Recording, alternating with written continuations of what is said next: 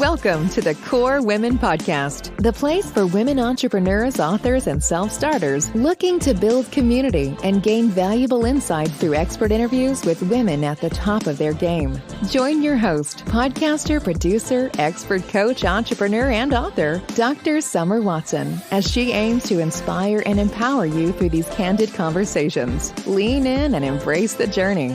It's time to start the show. Here's your host, Dr. Summer Watson.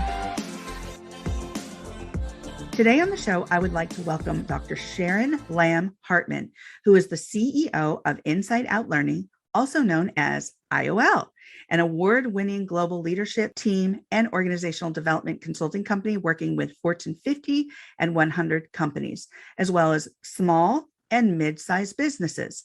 With 25 years of experience, having earned a doctorate from Columbia University and a master's from Cornell, Dr. Sharon leads IOL to companies, teams, and leaders to achieve exceptional results.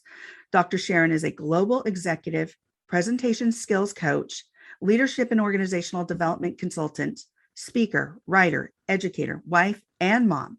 She has designed and delivered over 3,000 innovative programs, including many women's development and executive presence and presentation skills programs. In addition to all of her wonderful achievements, Dr. Sharon's book, The Authenticity Code, is due out this year. We have so much to talk about, so let's dive right into this, Dr. Sharon, and welcome. Oh, thank you so much, Summer. I so appreciate being on your show. Oh, I'm so excited that you're here. You have led such an incredible journey and have accomplished so much. Before we take a deep dive into your professional history, let's take a moment to touch on your personal background. So tell us a bit about where you grew up and how some of your personal experiences contributed to where you are today. You know, that's such a good question. And I grew up outside of Buffalo, New York, in a little town called Clarence, and Swarmville was the other name. Swarmville. So, yeah, everyone knew each other, and we kind of had the Swarmville wave as you went by. And outside of Buffalo, New York. So it was pretty cold in the winters, but super great people. Still have so many relationships back there. My sister's still there.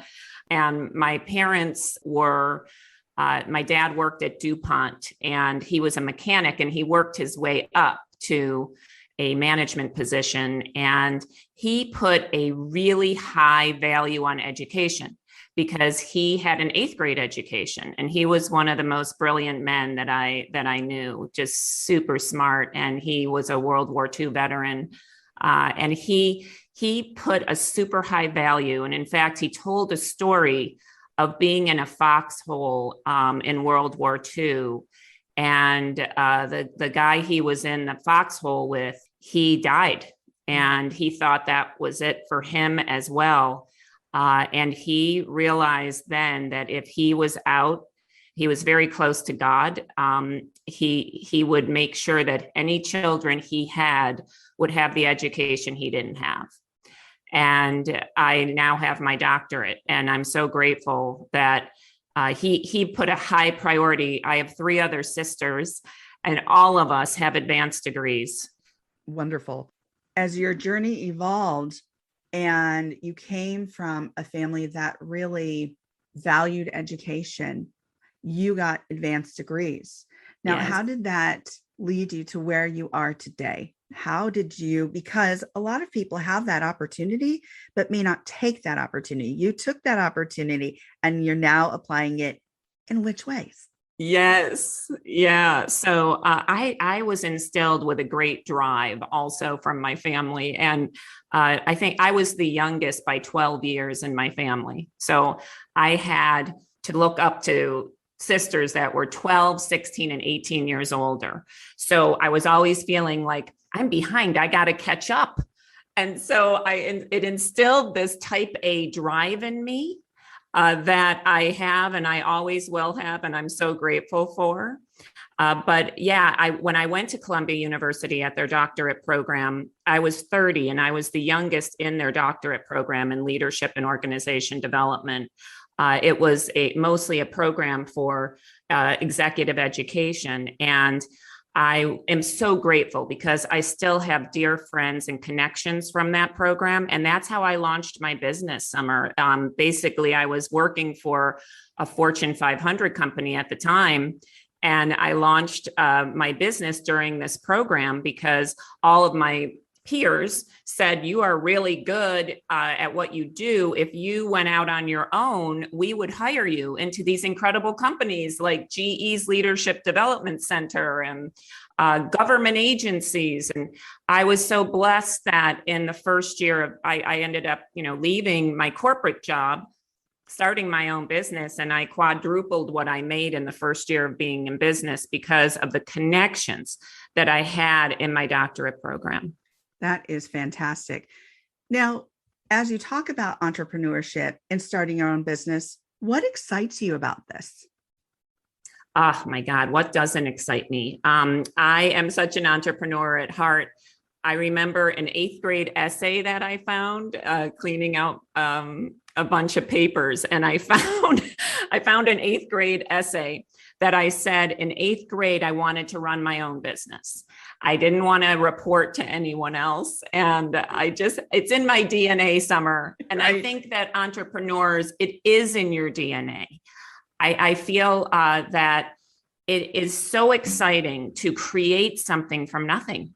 It was me and my computer, basically, when I started. And now I run a global consulting company with 40 employees and consultants worldwide. And it's so amazing to watch something grow from yourself to a company, to an organization, and now making this huge impact on the world, where we want to take it beyond the clients that we have, we're so grateful for, but we see these incredible transformations taking place in our clients. We want to take it out to the world and impact as many people, professionals and leaders that we possibly can.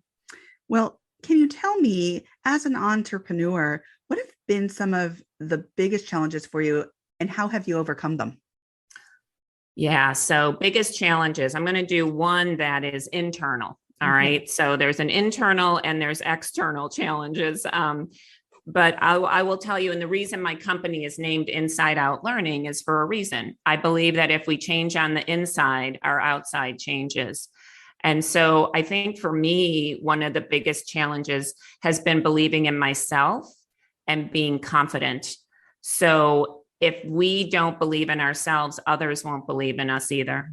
And I feel that we have to do our inner work as women, especially as people of color, especially, right, to really do our inner work so that we show up confident and believing in ourselves. Because I had a lot of insecurity to work through inside of me. So it was always, this feeling of not good enough. And that impacted what I thought I was worth. It impacted what I felt was, what I could do in the world. And I kind of played it safe for many years. It was safety. Like I had safe contracts with clients. And even when people would encourage me and push me, hey, you could go broader than this. You have it in you to do this. I think I held myself back because of that lack of belief in myself. And I've seen that in many people that I coach as well. So I think number one is an internal challenge. You have to know what might be blocking you, what beliefs and mindsets are blocking you inside yourself. And then there's been external challenges. You swim with the sharks. So when you're working in Fortune 50 companies like we do, many times you run into people. And unfortunately, in my life, it's been other professional women many times. And we have to be so careful. I love that your audience, and the name is Core Women. And I feel we have to be so careful as women to support one another, to have each other's backs, and not to be in this competition. And sometimes I've seen when I've gone into places and really let my light shine, that some other professional women or leaders don't like that. Now, many many do also. So I don't want to say that it's not, but many times I've run into those challenges, and also run into challenges even with some consultants who wanted to take our clients as their own when, we're giving them amazing work. So, I had to learn we need contracts in place. We need NDAs in place. We need to protect our IP and our client relationships, and also to really form relationships and take that time to form close relationships is very, very important. And to know where to focus your energy also, yes, I think is another one. Yes, I love that. I love how you differentiate from the inside and outside challenges. And that is critical, because we do have to do our own personal work. And I believe they have a name based on that inside challenge you spoke about. It's called imposter syndrome, right? Yes, it sure is. Exactly. We all go through some of that. And how we work through that is really critical and really important. And we each have our own process, but the work has to be done, because as you said, if it isn't done, sometimes we sell ourselves short. Yes. And we don't really excel, and we play it safe. Yes. And you did that inner work, and look where you are today with Inside Out Learning and a book that you've written. But I want to touch on one other thing that you had mentioned about the exterior factor and women. When I started Core Women, one of the things as a researcher that I did was a survey. And I wanted to survey and sample women about their relationships with other women. Okay.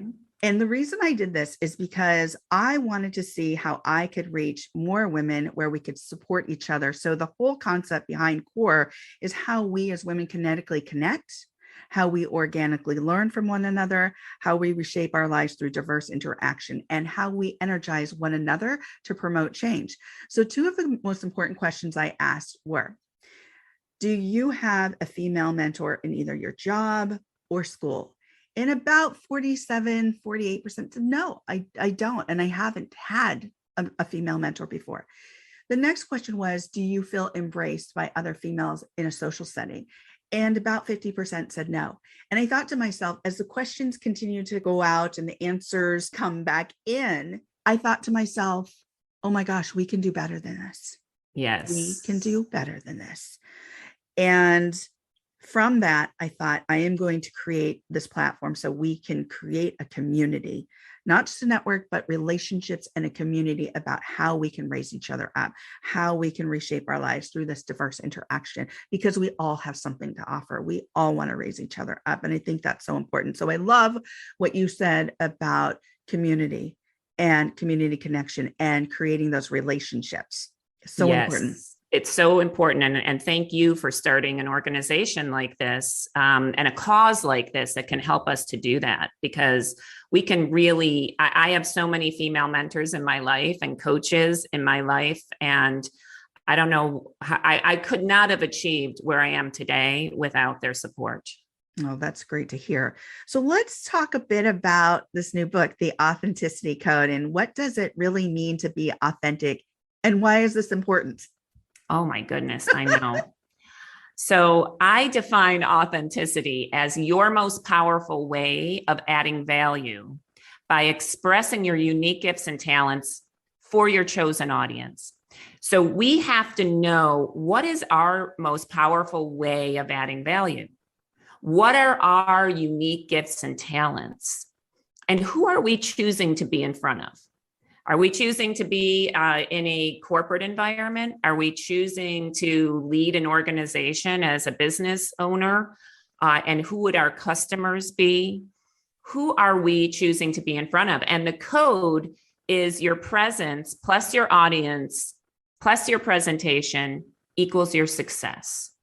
All three of those things goes into cracking the authenticity code.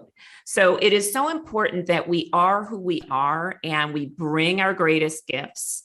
It's also very equally important that we know our audience, because that's who we serve on a daily basis.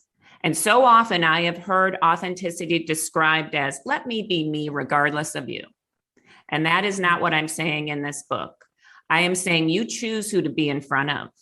And you need to also tailor your messaging to your clients because you want to serve them.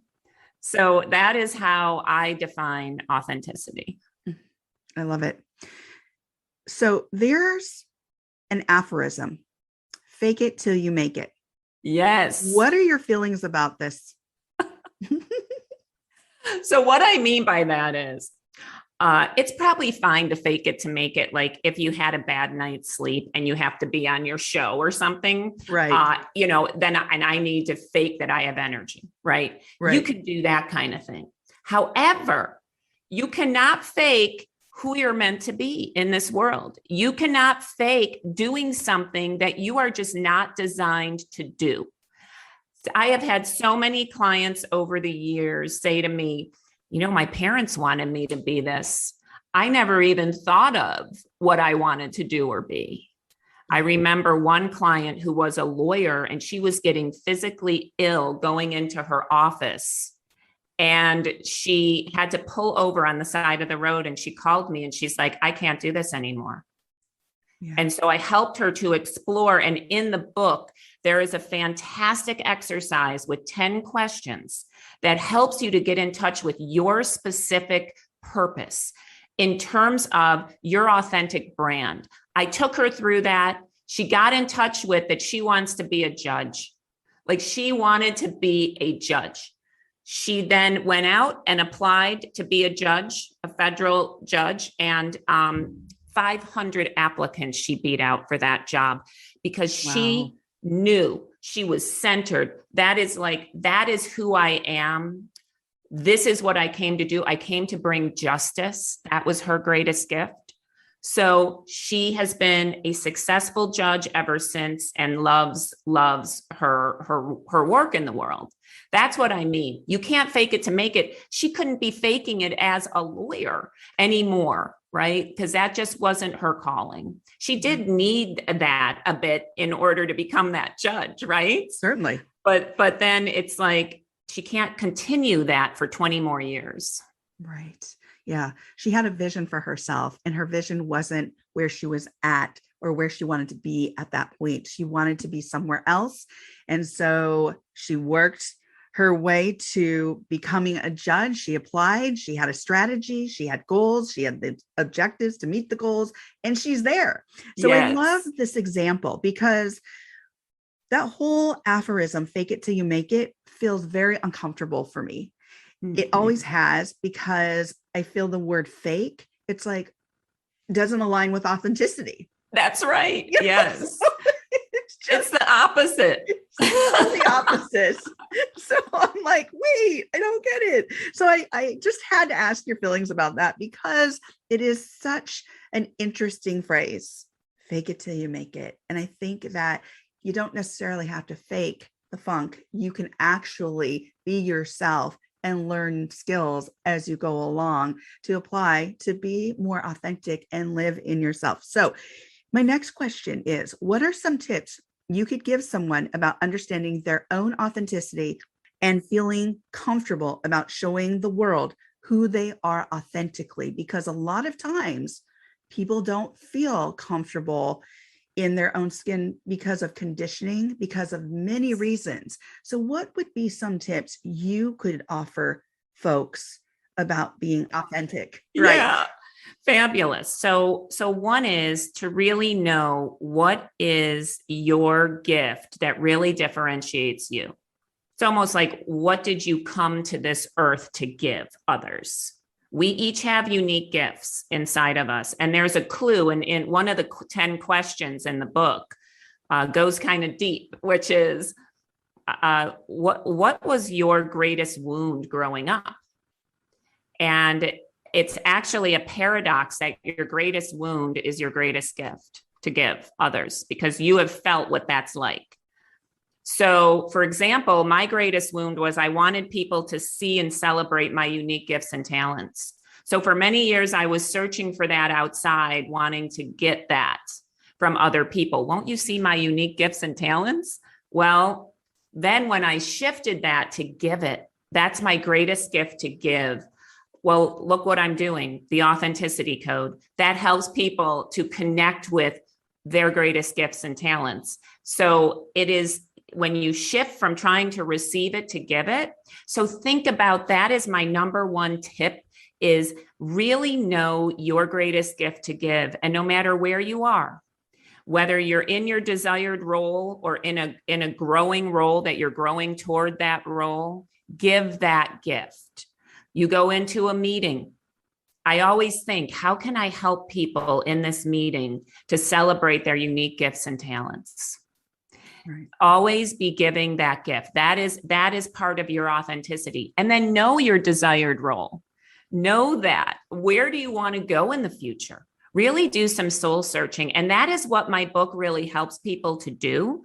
You know, this book is based on a program that we've been doing for 20 years now.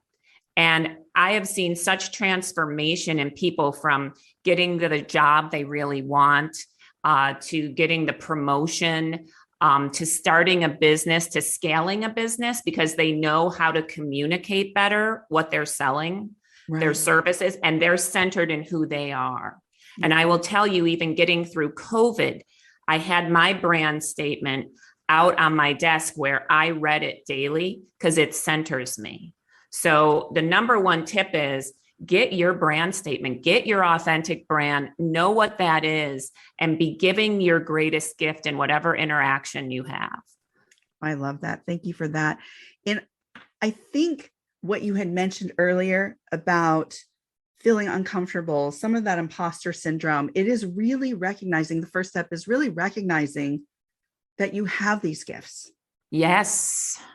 Because a lot of times just working in the clinical field, working with human beings, working in human services for years, a lot of people don't even recognize their own value or gifts. Yes. So to recognize that and then understand your brand statement is just so valuable. And as you said, every day you had your brand, your statement on in front of you, and you were able to look at it, and it kept you centered. It kept you focused. It kept you balanced, because we had to do a lot of pivoting and shifting during this time. Yes, we did. And it's a very unique time. So those tips about how to feel centered, how to recognize your own authenticity and how to live in that authenticity are so significant. I'm so excited about this book. So thank you for writing it. So we are coming to the end of the interview. And as we come to the close of the interview, my last question is, if you were to leave the listeners with some words of wisdom, what would they be? The words of wisdom are: crack the authenticity code for yourself, because it will help you to achieve your desired success. Get a copy of the book and do the exercises in the book. And I really do know and trust these are proven tools and concepts. You will be a new person, bringing more confidence, more authenticity, and you will start to really see your desired goals and success, that you're going to achieve those. So that's my words of wisdom, is really get in touch with who you truly are and bring that to the world and let that light shine. Thank you, Dr. Sharon Lamm-Hartman, for joining me on the Core Women podcast today.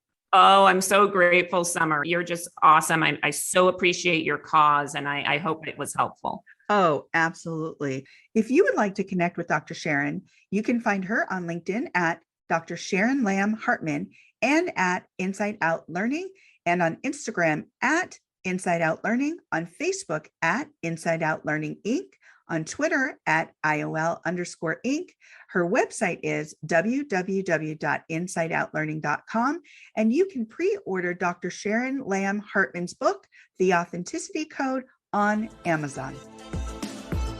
Thank you for joining us on the Core Women podcast with Dr. Summer Watson. We're so glad you're here and would love to connect more with you. Find us on Instagram, Facebook, and YouTube at Core Women, and on Twitter at Core Women 1. For more about Core Women and Dr. Watson, visit corewomen.com.